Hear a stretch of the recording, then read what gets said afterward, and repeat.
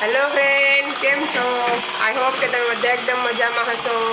बधाने जय माताजी, जय श्री कृष्ण। જોઈ શકો છો આજે અમે માખણ બનાવીએ છીએ, ઘી કાઢવાના છે આજે। આવી રીતના 2 બુસલા ક્રીમ લઈ લીધું છે, જોઈ શકો છો। હું તમને બતાવું કેવી રીતના કાઢવાનું। મેં ટોપિયામાં નાખી દીધું છે, જો 2 બુસલા ટોપિયામાં નાખી દીધા। એને આવી રીતના હલાવવાનું મશીનથી 10-15 મિનિટ હલી જાય। એકદમ ઘાટું થઈ ગયું છે, એકદમ મજાનું ગાંઠા ગાંઠા છૂટા પડી જશે। ઘી એકવાર આવશે ને એકવાર સાસ આવી જશે।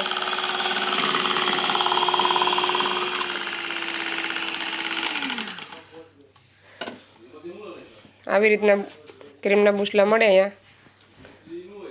મેં 2 લઈ લીધા। કરીએ ચાલુ કરો ભાઈ। હા ભાઈ હેલ્પ કરે મારે આજે। મજા આવે ભાઈ તને હલાવવાની? હે હે ભાઈને મજા આવે આજે હેલ્પ કરવાની। જો થઈ જાય પછી હું તમને બતાવું કેવી રીતના માખણ બને। પછી આપણે ઘી પણ એનાથી બનાવવાનું છે।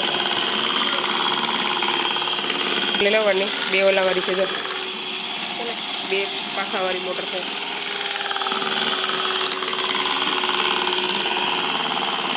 હવે થઈ જાય પછી હું તમને બતાવું કેવી રીતના માખણ છૂટું પડે। આ છે ડબલ ક્રીમ।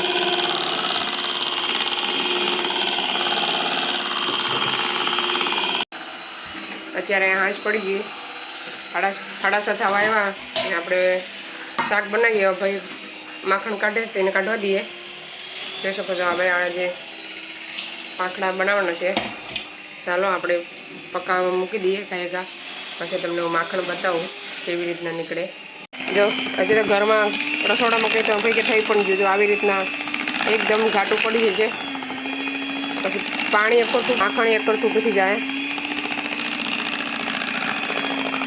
પછી આપણે એની સાસ પ્રેસ કરીને બધું સાસ કાઢી નાખ્યું દબાઈની।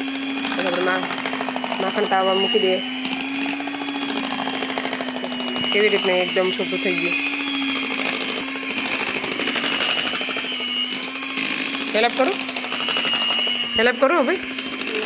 હે લા હવે મેં એ થાકી ગયો, હું થોડીક વાર કરું।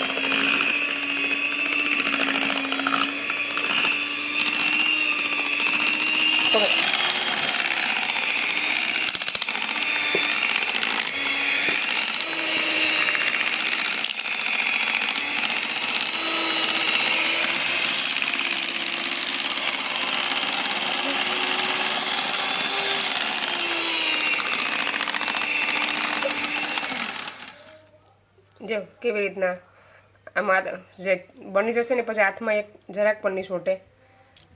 પછી માનવાનું કે હવે બની ગયું માખણ।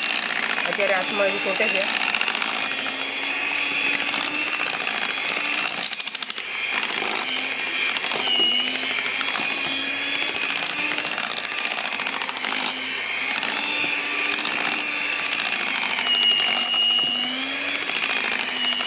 તમારે લેવું હોય તો કોસ્કોમાં મળે છે ડબલ ક્રીમ, તમે કોસ્કોમાંથી બાય કરી શકો।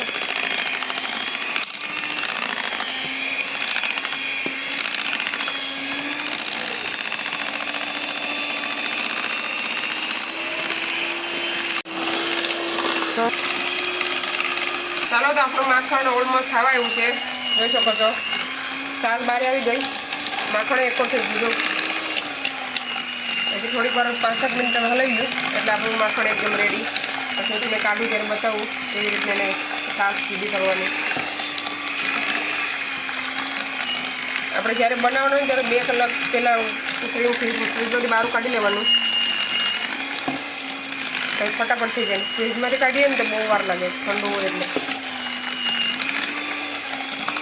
હું તમને બતાવું। જો આમાં છે ને હવે છોટે નહીં, હવે છોટે નહીં। જો આવી રીતના બધા બોલ બનાવી લેવાના આપણે। પછી આપણે એને તાવા મૂકી દઈએ। આપણે બધા આગળ બોલ બનાવી લેવું ગોળ, પછી આપણે એને તાવા મૂકી દઈએ।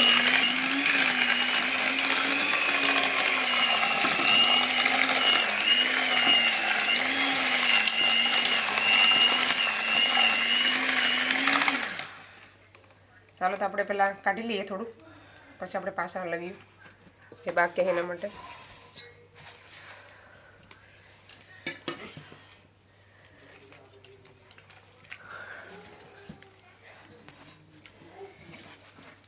આવી રીતના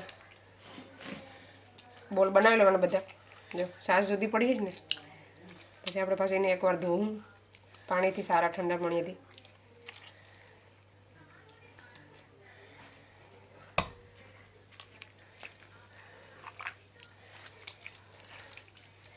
આપણે ઠંડી ચાલુ થઈ ગઈ એટલે આપણે એને હવે પાક બનાવવાનો છે, એટલા માટે ઘી બનાવીએ છીએ. અમારે હાથો કે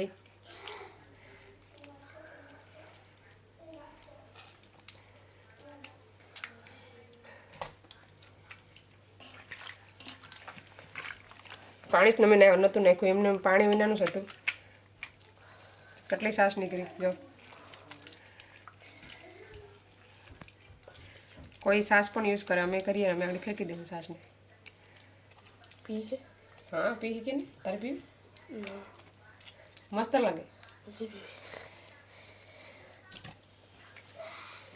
ચાલો હવે રેડી થઈ ગયું છે, હવે બનાવવા કરવાનું જર નહીં પાછું.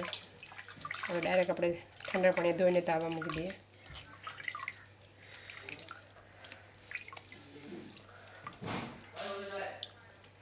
બે કિલો ઉપર ઘી નીકળશે. 2 કિલો ઉપર 3 કિલો જેવું થઈ જશે. ચાલો તો આપણે મૂકી દીધું તાવવા માટે, જોઈ શકો છો. હવે થઈ જાય પછી હું તમને બતાવું કેવી રીતના માખણ કેટલું નીકળ્યું 2 બુસલામાંથી. તો ચાલો પછી હું તમને બતાવું થઈ જાય પછી. ચાલો તો આપણું ઘી જોઈ શકો છો હજી બને છે. આપણે ભાતે મૂકી દીધું, શાક મૂકવાની તૈયારી છે. મેં પહેલાં મેથી નાખી, પછી એમાં લસણ નાખ્યું, પછી ડુંગળી, હવે નાખ્યો મસાલો.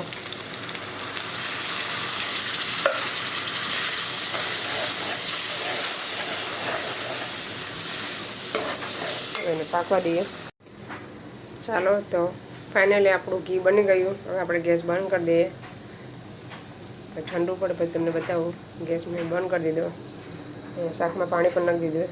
ભાતે આપણું પાકી ગયું. હવે એક રોટલો બનાવવાનો છે, એ બનાવી લ્યો. જોઈશું હવે આપણું ઘી બની ગયું.